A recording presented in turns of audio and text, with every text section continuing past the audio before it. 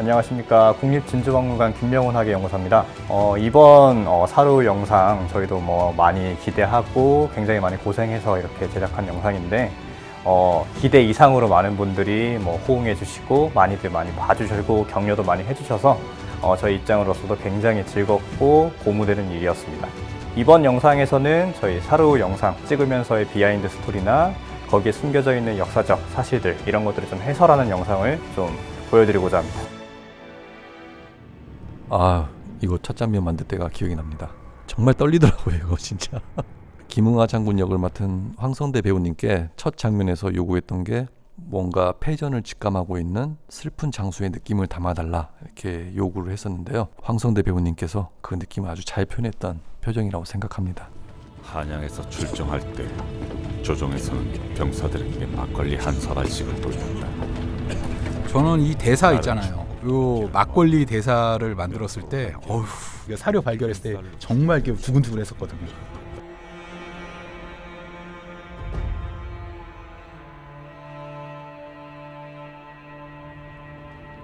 그 당시에 시대 상황에 따르면은 이제 병력을 보내지 않을 수 없는 상황이었던 것 같습니다. 명나라에서부터 받은 제조지연을 갚아야 된다는 이런 여론도 있었을 것이고, 이전까지는 그냥 예방전쟁 정도만 벌이면 됐었던 부족 단위의 여진이 아니라 하나의 통합된 강력한 국가가 완성되려고 하는 시점이었고, 그것을 막기 위해서 당시의 최강대국이었기도 했고 제조지연을 이렇게 주기도 했던 명나라에서 요청을 하면 조선의 입장에서는 이렇게 병력을 보낼 수밖에 없던 상황이었던 것 같고요. 명나라에선 사실 조선에 더 많은 병력을 요구했었습니다.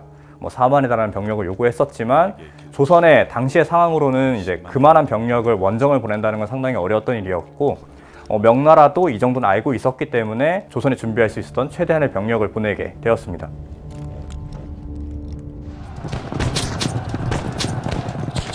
조선군 병사들의 복장에 나름대로 신경을 썼지만 가장 티가 나지 않은 부분은 저 조선군 포수들이 입고 있는 지갑입니다. 당시 조선 청 명기록에서 전부 조선군 병사들이 종이갑옷, 지갑을 입었다고 나오는데 만들어도 티가 나지 않는 게 진짜 큰 문제였습니다. 원래는 찰갑 형태의 지갑을 반쯤 만들어 놓긴 했는데 최종적으로는 지금의 좀 단순한 형태가 됐습니다. 안에 종이 여러 겹을 넣고 튼튼한 천으로 마무리한 구조입니다. 그런데 쾌자 위에 검은 지갑이 올라가니까 이게 아무리 봐도 갑옷 같지가 않은 겁니다. 아무리 봐도 시각적으로 차별점을 좀 만들어둬야 되는 게 아니었나 하는 아쉬움이 좀 있습니다. 영화 속에서 등장하는 조총에 달려있는 저 화승은 실제로 일본에 계시는 지휘무기에 구입한 건데요. 소품용 화승이 아니라 이제 실제로 사용 가능한 화승입니다. 거마자까지 챙겨가면 싸우기도 전에 뒤쪽 멀리 길다란 깃발이 보이는데요. 사실 고증이 잘 안 되는 깃발로 유명하죠. 그려서 농자 천하지 대본 현수막처럼 보이지만 임진왜란 이후에 들어온 군기 중에 하나인데 깃발의 색과 그려진 팔괘에 따라서 진영의 방위를 나타냈습니다. 저 깃발은 흰 바탕의 백고초기인데 유물 사진을 바탕으로 다시 그려서 만든 물건입니다. 허허 벌판에 누굴 의지에 총탄을 적재하고 적을 겨눌 것이냐? 명분이 있지 않습니까? 그래, 의지가 되더냐? 거의 첫 번째 대사라고 할 수 있죠. 김응하 장군이 얘기했던 그래 의지가 되더냐 라는 장면이 있는데요. 개인적으로도 굉장히 많은 의미를 좀 함축적으로 담고 있다라는 생각이 들고요. 의지해야 되는 존재라는 것이 명군의 존재였는데 명군 자체가 당시에는 조선군이 의지하기에는 그렇게 의지가 되는 든든한 존재는 아니었다라는 것을 보여주는 대사이기도 하면서, 그렇게 되면 조선군이 의지해야 되는 것은 바로 이제 스스로를 지켜줄 거마작, 그리고 그 거마작의 뒤에서 후군군을 쓰러뜨릴 포수라는 것을 좀 의지해야 된다라는 의도도 있었고요. 거마작을 들라! 저 거마작 만들 때 저 때가 여름이었거든요. 와, 저거 진짜 땀 뻘뻘 흘리면서 만들었던 기억이 나네요. 지금까지 조선군 사극을 보면 진의 개념을 이렇게 표현하는 데 있어가지고 좀 아쉬운 부분이 있었습니다. 그 진의 개념을 좀 보여주고 싶어서 이게 사료를 찾다가 거마작을 들고 가는 조선군의 자료를 찾게 됐죠. 이를 활용한 이야기를 한번 영상으로 한번 구현해 보고 싶었습니다. 거마작을 세워라! 사실 거마작이라는 것 자체는 이제 간단하게 말하면 이제 말이 오지 못하게 만드는 방책, 울타리 정도라고 생각하시면 될 것 같은데 평야지대에서 이 기병을 막는 데는 동서고금을 막느라고 장창, 서양에선 파이크, 사리사 장창병을 이렇게 육성하는 데는 많은 시간과 많은 비용이 필요하고요. 당연히 실전 경험도 많이 필요합니다. 예를 들어서 스페인의 테르시오 연대 같은 경우에도 굉장히 많은 실전 경험을 토대로 이렇게 싸우게 되는 거거든요. 그런데 이제 조선군은 그만한 이런 장창병을 육성할 시간과 돈과 이런 것들이 상당히 부족했던 것 같고, 어쨌든 이런 상황에서 조선군에게 남은 선택지인 거마작 이런 것들을 활용해서 후금군의 1차 공격을 잘 막아내는 모습이 단편 영화에서 잘 묘사되고 있습니다.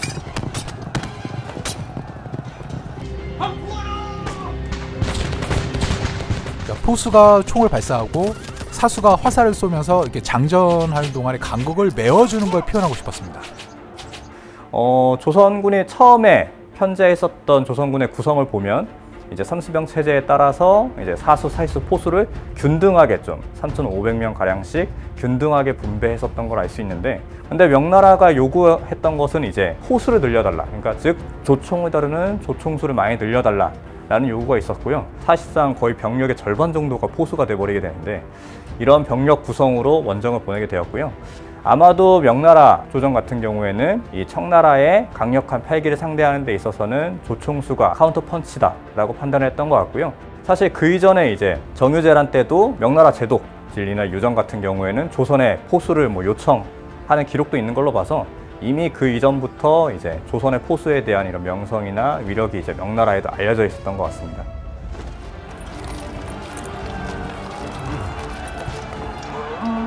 사실 후금 여진족 기병이라고 하면 털가죽 두르고 활 쏘는 야인 경기병 이미지가 워낙 강하다 보니까 갑자기 말탄 터미네이터들이 팔기라고 튀어나오는 걸 보면 생소하시긴 할 겁니다. 그런데 일반적인 사극의 묘사와는 좀 다르게 후금군은 훨씬 제대로 된 강력한 중기병을 사용했습니다. 당시 조선 사람들도 이 갑옷을 눈여겨봤는지 제법 많은 목격담을 남겼습니다. 별초는 수은갑을 입었기 때문에 수많은 군사들 중에서도 뚜렷이 드러나 알아보기 쉬웠으며, 행군할 때에는 뒤에 있고 진에 머물 때에는 안에 있는데 오직 승부를 결판내는 데에만 쓰입니다. 제가 입어봤는데 정말 승부를 결판낼 때만 쓸 수밖에 없겠더라고요. 무겁긴 무겁죠. 아무튼 영상에 묘사된 갑옷은 후금 이전의 여진족 국가인 금나라의 철기병대 괴자마의 철편 형상을 가지고 당시 후금의 갑옷과 비슷한 모양으로 엮은 일종의 가상 형태에 가깝습니다. 아무래도 제대로 된 유물이나 보건품, 심지어 정확한 형상을 기록한 기록조차 없다 보니까 상상이나 추측이 많이 들어간 형태긴 합니다. 그런데도 형태가 불분명한 수은갑을 따로 만든 건 이 갑옷이 당시 명나라가 조선에게 최대한 많은 조총병을 요구한 이유와 직결되기 때문이라고 생각했습니다. 이번 건태의 전투에 대하여 듣건대 적이 착용한 갑옷은 모두 중국 갑옷이라서 우리나라의 국력은 위력이 대단치 않아 뚫을 수 없고 오직 총통만이 관통시킬 수 있었다고 합니다. 당시에는 관통력이 활보다 강한 조총을 최대한 많이 확보하는 게 후금의 중기병을 상대하는 하나의 답으로 여겨진 것 같습니다. 일단 가까이서 쏘면 갑옷을 뚫을 수는 있거든요. 그래서 명나라도 조선에게 최대한 많은 조총병을 요구했고 결국 파병된 조선군의 절반 이상이 조총병으로 구성되어야 했습니다.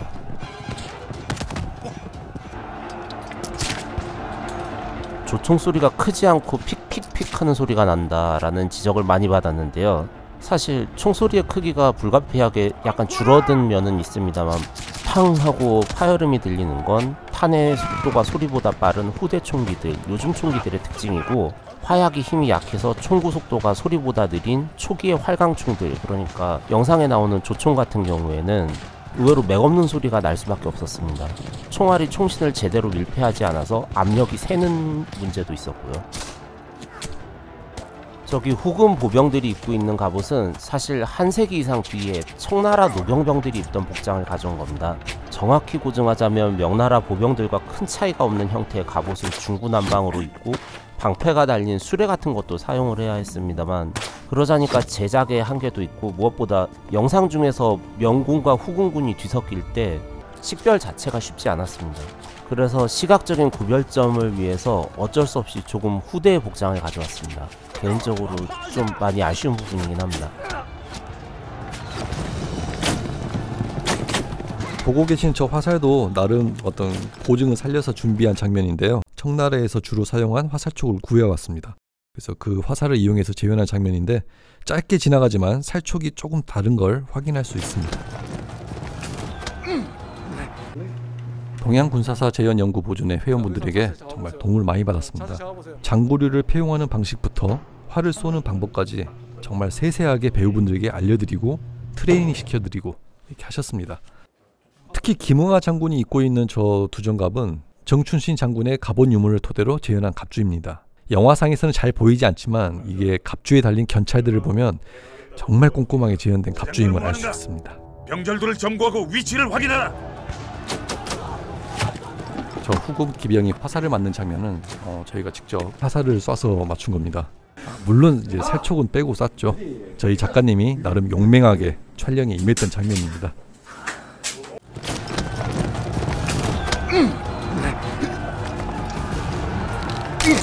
영상을 보시다 보면은 이 문희성이라는 인물이 손에 화살을 맞는 장면이 나오는데요. 문희성 자체는 당시에 이제 중영장을 지냈던 인물이고 이민환이라는 인물이 썼던 책종일록들을 바탕으로 만든 것입니다.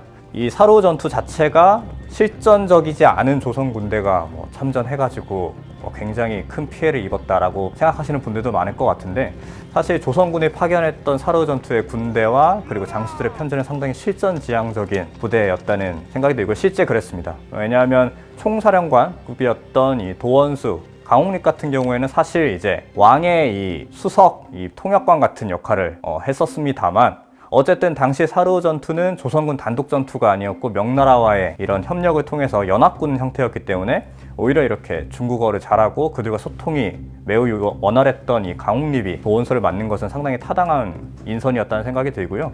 실무를 담당하는 장수들은 이제 상당히 실전을 많이 경험했던, 예를 들면 부사령관이라고 할 수 있는 부원수였던 김경서 같은 경우에는 임진왜란 때도 공을 세웠던 실전 경험이 있는 사람이었고요. 그 이외에도 이제 영상에서 활을 맞았던 문희성 같은 경우에는 이제 정유재란 때 또 공을 세웠던 실전 경험이 있었던 사람이고요. 또 이제 이번 영상의 주인공이라고 할 수 있는 김응하 장군 같은 경우에도 임진왜란과 같은 큰 전쟁에서 공을 세웠던 건 아니지만 군제가 상당했던 것으로 보이는 게 광해군 때 이제 병조판서 그리고 영의정 등을 역임하고 실권자로서 전국을 주도해 나갔던 박승종의 이런 추천을 받아서 이렇게 실력을 쌓았던 걸 보면 상당히 좀 군제가 뛰어났던 인물로 보입니다. 결국에는 조선군의 장수들의 구성 자체는 상당히 실전지향적이었다. 점거하고 위치를 확인하라. 살수들은 기마의 움직임을 포착하라. 그 이외에도 이제 또 주목되는 게 일반 병졸 중에서는 이제 한양포수 이성룡이란 인물이 좀 약간의 좀 신스틸러처럼 나오긴 하는데 상당히 뛰어난 사격술로서 적장 같아 보이는 인물을 쓰러뜨리는 장면이 나오는데요. 이 장면 자체도 이제 이민환의 책종일록에 나오는 그 기록을 바탕으로 좀 더 돋보이게 각색을 해서 이렇게 영상을 만든 장면이라고 할 수 있겠습니다. 어쩌면 이게 과도한 편집 연출일 수도 있긴 한데요. 조총의 작동 방식을 하나하나 세부적으로 다 보여주고 싶었어요. 더 이상 우리나라 사극에서 조총을 쏘는데 탄피가 튀어나오는 그런 일은 없었으면 하는 바람에서 조총이 발사되는 메커니즘을 조금 짧게나마 전체적으로 다 표현해주고 싶었습니다. 만약 모두 이성룡이 후배를 쓰러뜨렸다! 저 당시에 몰아낸 청군의 규모는 대략 500명 남짓, 정말 발을 묶는 규모의 소규모 부대였습니다. 그래서 나레이션의 김응하 장군이 불과 500기란 그 멘트를 넣은 이유가 바로 여기 있습니다. 그 500기의 우리 동로군 3만 병력이 발이 묶였다. 이 영상을 만들면서 개인적으로 저는 말이 등장하면 정말 얼굴이 화끈거립니다. 네, 보시는 분들의 아량에 기댈 수밖에 없는 부분이라 개인적으로 좀 많이 아쉬운 부분이라고 생각합니다. 저때까지는 말이 그래도 현실감이 있어 보입니다. 네, 감사합니다. 유념하고 행하겠다고 도원수께 책종일록을 보면은 세 발의 포성이 연달아 들렸다는 말을 듣고 이걸 어떻게 해볼까 고민을 하다가 당시 신호용으로 많이 썼던 사만총이 생각나서 이걸 등장시켰습니다.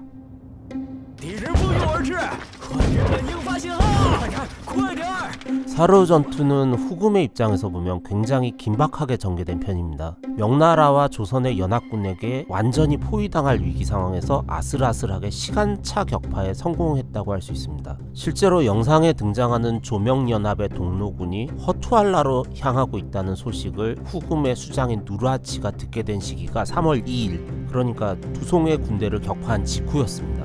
놀란 누르하치는 허투알라로 복귀했다가 다음날 24,000여 명의 기병을 동로군을 향해 급파하게 됩니다. 아니 저때 다이샨이 지휘하는 후금 기병대는 하루 만인 3월 4일에 유정의 명군과 조우했습니다. 그러니까 명군은 후금군 본대의 공격을 한 차례 방어했지만 전멸당했습니다. 명군을 전멸시키고 부대를 정비하던 후금군은 바로 앞 부차평원에서 행군 중인 조선군을 발견하고 공격을 결정합니다. 이틀 전 명나라의 주력을 격파한 부대가 하루 만에 2번이나 큰 싸움을 하게 된 겁니다. 후금의 당시의 근거지라고 할 수 있는 이제 허투알라 노성으로 이제 진격하는 장면이 나오는데요. 사실 이제 영상에서는 흥경이라는 말을 하긴 하지만 이 당시의 배경에 대해서 잘 알지 못하는 분들을 위해서 잘 알려져 있는 지명을 말한 것이고, 당대의 명군이나 조선군은 이제 노성이라는 말로 불렀습니다. 어쨌든 이렇게 노성으로 이제 진격하는 가운데서 60리를 남겨놓고 이제 전령에 도착하는 장면이 나오는데요. 당시에 조선군과 명군의 연합군 동로군 자체는 진격을 할 때 명군이 먼저 가고 그 뒤에 좌영, 중영, 우영이 이렇게 연달아서 가는 이런 개념으로 진격을 하고 있었습니다. 이 상황에서 이제 명군이 전멸해버렸다라는 말을 하게 되는데요. 좌영은 이미 많이 진격을 하고 있던 상황이었고, 그런 상황에서 이제 언덕으로 이렇게 병력을 움직이게 되면 진이 무너지게 되고, 그 상황에서 후금 기병이 돌격하게 됐다면 뭐 돌이킬 수 없이 상황이 벌어졌을 겁니다. 이런 상황에서 이제 김응하 장군이 선택했던 거는 평야에서 진을 치고 후금군을 맞는다라는 판단을 내렸고, 그것이 영상에 잘 표현되어 있고요. 어쨌든 조선군은 이제 후금군을 막기 위해서 저지선으로 거마작을 설치를 하게 됩니다. 거마작을 세워라. 여기서 적을 상대한다. 중영은 즉시 인근에 있는 언덕인 고려봉에 올라서 진을 치는 데 성공했지만 좌영과 우영에게는 그럴 시간이 없었습니다. 결국 좌우영은 중영이 어떻게 도울 틈도 없이 벌판에서 전멸했고, 중영도 고려봉 진지에서 기병들에게 포위당하고 맙니다. 덤으로 식량까지 없으니 더 이상 저항할 힘도 남지 않은 상태였습니다.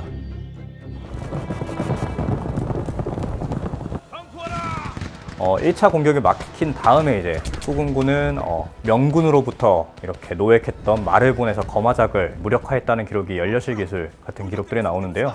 어쨌든 어떤 이유든 간에 거마작은 무력화되었고, 그 이후에 오는 거대한 모래폭풍이 조선군을 향해 오게 되면서 거기에 등을 지고 날아온, 거의 날아오다시피 한 후금군의 강력한 철기 앞에서 이제 조선군이 이제 몰살에 당하게 되는 장면이 나오게 되는데요. 당시에 후금군 자체는 정말 세계에서도 손꼽히는, 특히 동북아시아에서는 가장 강력한 실전형 중장 기병이었다는 생각이 들고요.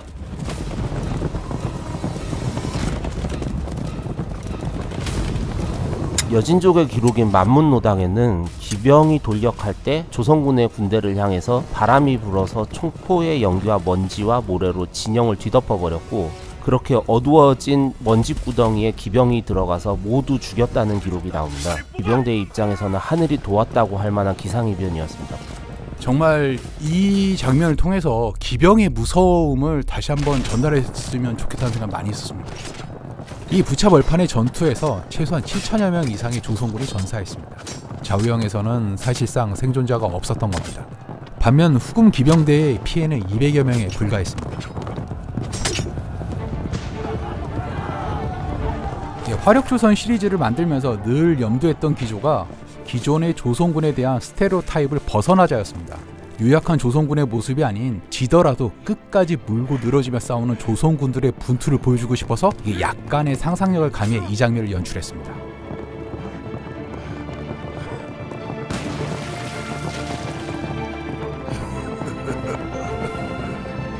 이 전투에서 결국 부차 전투에서 조선군은 몰살에 당하게 되고요. 이후에도 이제 포로 수용소로 끌려가서 또 학살에 당하는 등 굉장히 처참한 일을 당하게 되었습니다. 그럼에도 불구하고 이런 사르 전투에서의 부차 전투의 그 의미를 좀 폄훼하면 안 된다. 그 폄훼라는 것이 이제 조선군 자체를 폄훼하면 안 된다. 당시에 참전했던 라는 생각이 드는 게, 그들은 주어진 상황에서 최선의 노력을 다해서 열심히 싸웠고, 뭐 비록 상대가 좋지 않았고 상황이 좋지 않았기 때문에 패전했지만 그들이 하고자 했던 전투에서의 방식 그리고 끝까지 분전했던 그들의 정신 이런 것들은 좀 길이길이 좀 남아야 되지 않나 이런 의도에서도 이번 사르후 단편 영화를 좀 기획하게 되었습니다. 김응하 장군의 마지막 분투는 정말 치열하게 묘사되어 있습니다. 원래 대본에서는 김응하 장군의 분량이 더 많았습니다. 애초 책중일록과 조선왕조실록을 기본 토대로 작업했던 거라 김응하 장군 분량을 많이 넣었지만 러닝타임을 한참 넘어가는 상황이라 선택을 해야 했습니다. 김응하 개인의 용존 분투를 넣는 것과 조선군 전체의 이동과 전투 상황을 보여주는 걸 선택해야 했는데 후자를 선택했습니다. 결국에는 이제 이런 전투가 거의 일단락 되었을 때 이제 김응하 장군이 버들나무 아래에서 이렇게 최후의 항전을 벌이는 장면이 나오는데요. 이것도 이제 실록 등의 기록에 나오는 장면이고 버들나무 아래에서 활 3개를 이렇게 쏘면서 이렇게 계속 저항하다가 결국에는 이제 전사하게 되었고요. 김응하 장군은 사후에 이제 거의 조명연합의 상징과 같은 존재 그리고 후금에 대한 저항의 정신을 담은 아주 상징적인 인물로 이렇게 현양되게 됩니다. 이후에 이제 이순신 장군과 똑같은 충무라는 시호까지 내려주고요. 명나라에서도 이것을 상당히 크게 조금 받아들였는지 이제 숭정제는 전사한 이 김응하 장군에게 요동백의 자귀를 이렇게 내려주고 이제 유가족들에게는 백금을 하사해 주기도 했습니다.